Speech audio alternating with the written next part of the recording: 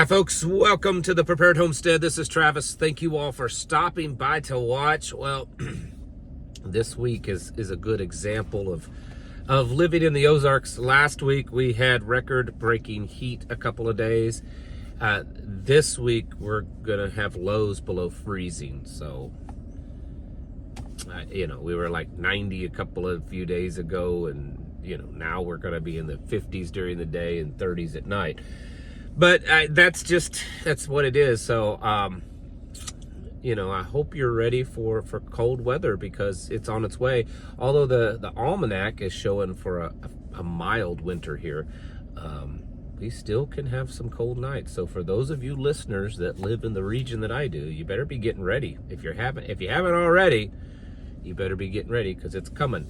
And maybe this is the dark, cold winter they've been predicting for years, not just literal dark and cold. Things in the Middle East may be heating up, maybe they're not. I know that we've all been just sitting on the edge of our seats, just those white knuckles, just waiting for things to happen. And of course, I'm speaking with a lot of sarcasm there, but something has changed, at least a public admittance of it. The United States has deployed, they're saying now, 100 U.S. troops into Israel to fight alongside Israeli Defense Forces to man missile systems, anti-missile systems. And so I don't think that any of us are shocked that there would be U.S. troops inside Israel helping, assisting, fighting with Israeli troops. I think it's the fact that it's being admitted now. This has been something, and this is, I'm going to a place here, but this is something that all along Iran has said, the United States better not get involved in this. If there's going to be this war between Israel and Iran, it needs to be just between Israel and Iran. We don't want other regional nations, aiding Israel or the United States or whatever. And of course, on the other hand, Russia's been sending weapons to Iran and stuff like that. But the point that I'm trying to make is that I think we're seeing again that the United States, this administration especially, that they have no interest in peace over there. Whether it's legitimate or not, Iran did signal to Israel this past week that they would let this settle and go if Israel just did a symbolic attack, basically attacking Iran, but not hitting any kind of major infrastructure or anything serious, that they would let that go and not retaliate. Now, that could still happen because Israel hasn't really said either way. But being that now it's publicly announced that the United States has sent missile defense systems over and that U.S. troops will be manning those missile defense systems inside Israel, I think that's really sending a signal to Iran, Russia, China, all of them, that they're not really interested in peace. They're really trying to prod this into a greater war, and I think that we all know that. It's just that we're seeing more and more evidence to that. It's things that we've known and talked about for a while, but now it's actually starting to happen. China's doing battle drills again around Taiwan. They surrounded Taiwan. I don't think it's going to last very long. It probably will end soon if they don't go ahead and follow through with an attack. But we're getting into that time of the year that it would be more likely to cross that Taiwanese Strait. And so they're doing a bunch of battle drills. Taiwan is saying it's the most Chinese ships ever to surround Taiwan. Taiwan's on high alert. North and South Korea, it's like they're wanting to go to war, at least North Korea. Apparently, the story is that South Korea sent a drone into North Korea and dropped some leaflets, I'm assuming, trying to, convince them to defect or something like that. And now North Korea has amassed a fairly good amount of its military, several thousands of troops and equipment along the border, saying that they're ready to go to war with South Korea. Apparently they're shutting off certain passageways and roads that could lead to South Korea. So there's tensions there rising. Russia and Ukraine, apparently, according to the news, Ukraine is about done. Zelensky has said that he's seriously willing to talk about a ceasefire, and in certain countries in Europe are kind of backing away from supporting Ukraine. At the same time, it's been announced that North Korean troops are now fighting alongside Russian troops against Ukraine. So already it's becoming a world war, right?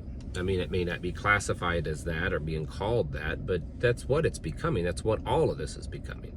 Even though a lot of these skirmishes and battles and you know, threats of battles and wars on the surface all look to be separate. You know, they do. You know, what's happening between Iran and Israel and Russia and Ukraine and North and South Korea and China and Taiwan and stuff. These all look like completely separate incidents, right? They're not. They're all part of this bigger plan.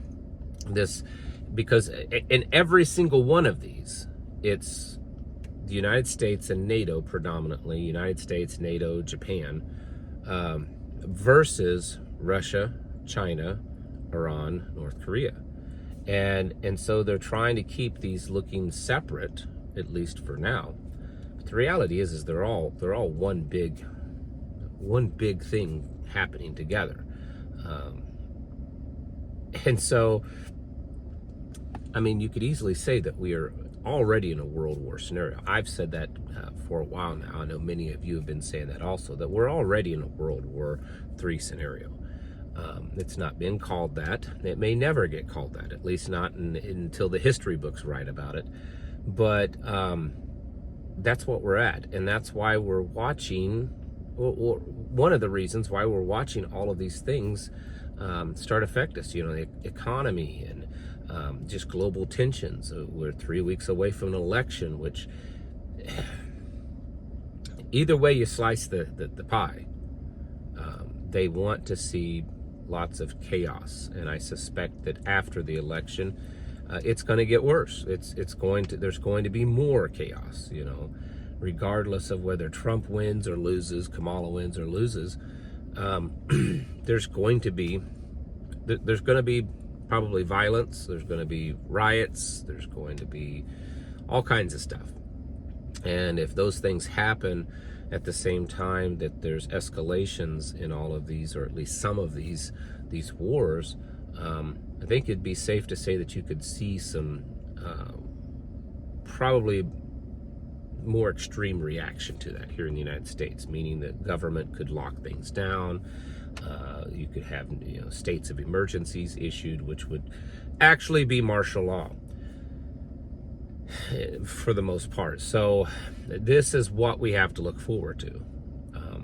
I've been telling you for a while that the next few months it's going to be crazy. You know, I would say the next 4 to 6 months, you better have some pretty solid plans. You better be stocked up as much as you can, because for the next 4 to 6 months could be a extremely rough period to go through. There's just too many chess pieces in the right spot, right? It's a recipe for disaster. Doesn't mean it's guaranteed. It still could, for the most part, be averted. But I think there's a good chance of it. So we have to be getting ready for that. I know it's the same story you've been hearing for a while. You're probably tired of hearing about it. But it's getting closer and closer, and all of the tensions and stuff that myself and many others have been talking about are happening. And so you can't just sit back and kind of ignore it. You know, I know it's winter's coming on. Some of you've got holidays coming up in the future. And so a lot of times this time of the year, And I know this because I've been doing this YouTube thing for several years now. I noticed that this time of the year, you know, people don't watch as much, people aren't engaged as much, the tensions aren't as high because people are focused on, you know, winter stuff, taking care of the farm in the winter, which is a little bit more work, you know, holidays, families coming home, kids getting out of college, you know, for the end of semester thing and all that kind of stuff. So there's a lot of stuff going on, and people tend to not pay attention as much as to what's going on in the world. And I guess that's fine, but I also don't want you to be caught off guard, because this winter could be very different with all the stuff going on. So don't get caught off guard. Don't get just so completely pulled away from what's going on. I mean, it's good to be pulled away somewhat, but not completely, because I think that there's a real good possibility with all this stuff that's happening that it could be a very bumpy ride for a while. So keep getting ready, keep stocking up, keep preparing, keep making plans with your team, your people around you, because I'm telling you, it's just it's like it's an odds game. It's just ever increasing odds that things are going to continue to get worse. And looking at towards the moderately near future, short term, yeah, it's not looking very good. So keep getting ready. Keep getting your houses in order, preparing yourselves mentally, physically, and spiritually. Thanks for watching. Catch you in the next video.